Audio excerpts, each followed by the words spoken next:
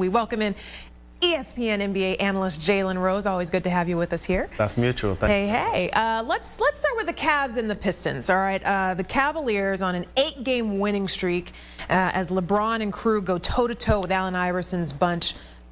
How does AI change the dynamic of this matchup? Well, he changed the dynamic of this matchup by simply being himself. When the Cleveland Cavaliers defeated the Pistons in the Eastern Conference Finals, Boobie Gibson was a big-time provider in the backcourt.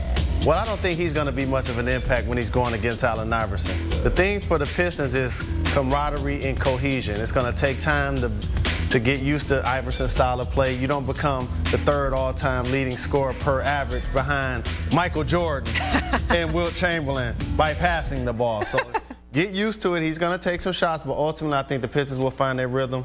But ultimately, this Cavs team has been playing lights-out basketball. LeBron has been off the charts. Yeah, and now they're really going to play hard because he's let it be known. I'm going to do what I'm going to do for me. Exactly, literally. But you got a couple of times. I'm sorry to bring that back up. Raptors Heat, of course, the Raptors last night falling to the Orlando Magic after Chris Bosh drops 40 in the loss. Why might tonight be a different outcome if he does the same thing in that they're taking on the Miami Heat? Well, Chris Bosh, along with Kevin Garnett, those are the two best power forwards, in my opinion, in the Eastern Conference. And there are going to be a lot more 40-point Chris Bosh games in his near future. But the thing for the Toronto Raptors is they must get solid perimeter play, in particular at the small forward spot.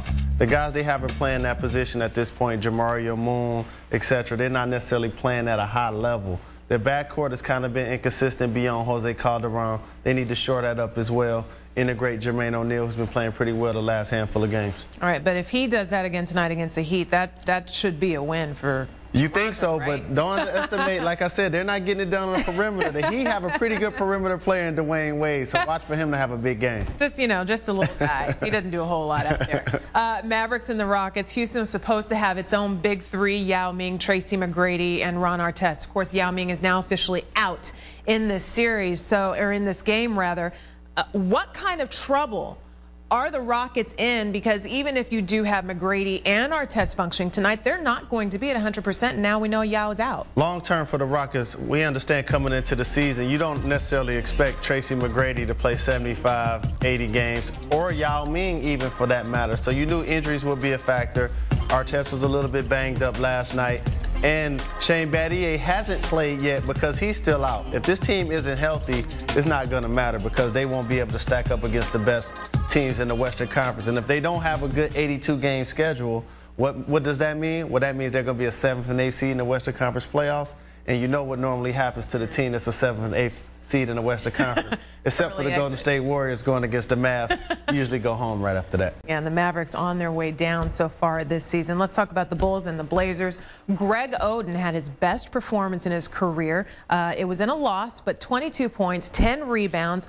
Why might he do more of the same of that, or perhaps even more, versus the Bulls tonight? And being a University of Michigan alumni, I've never rooted so hard for a Buckeye.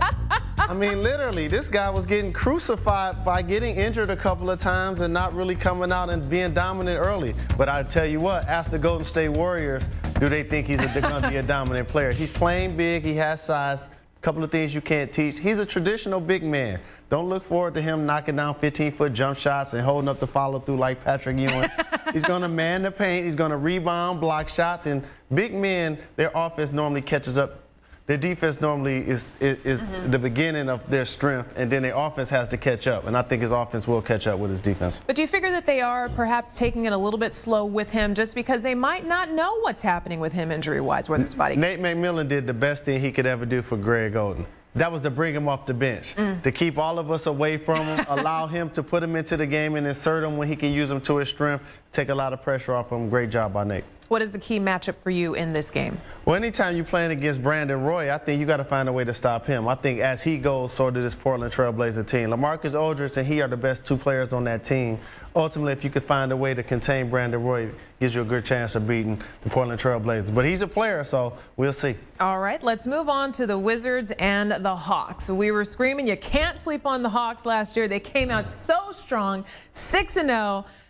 Took a hit from Boston and have yet to recover. What is going on with the Atlanta Hawks? It's just like boxing. You know, it's one thing to come out and you're the aggressor and you've got the other guy on his heels. But as you mentioned, once you take that first punch like they took against the Celtics, it seemed like they hit the mat and never recovered. In their defense, Josh Smith, who's their best defensive player and their second best overall player, is out. So they're going to miss him a lot. And being a young team, they have to kind of get used to being consistent and playing at a high level. They were a 37-win team that happened to make the playoffs.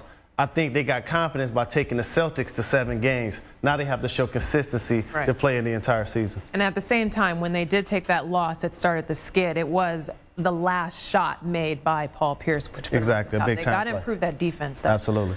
Wizards clearly missing Gilbert Arenas. Even Eddie Jordan said this team is built on being led by Arenas. Well, he's not coming back anytime soon. So what do they need to do to keep the Hawks sliding as opposed to continuing their own? Well, I think Eddie Jordan does a great job with that team, especially the last couple of seasons, implementing a Princeton-style offense that the team does a great job of implementing. But ultimately, I knew that the injuries would catch up to them, and this is the season. You still have Jamison and you still have Butler, but ultimately, to be a great team, you need that third player, that third scorer, and they don't have that. And of course, they're missing Gilbert. When they get him back, he's the best point guard in the Eastern Conference. To not have him in the lineup and the things that he brings to the table will hurt this team. All right, who's going to win that game tonight? Well, it has to be a toss-up. Right now, I have to take the Hawks. I think the Hawks will find a way to rebound and get back on track. Start feeling good about themselves again. Exactly. Which make it all fun once again. That is Jalen Rose. Thank you. I'm Reach Candidate.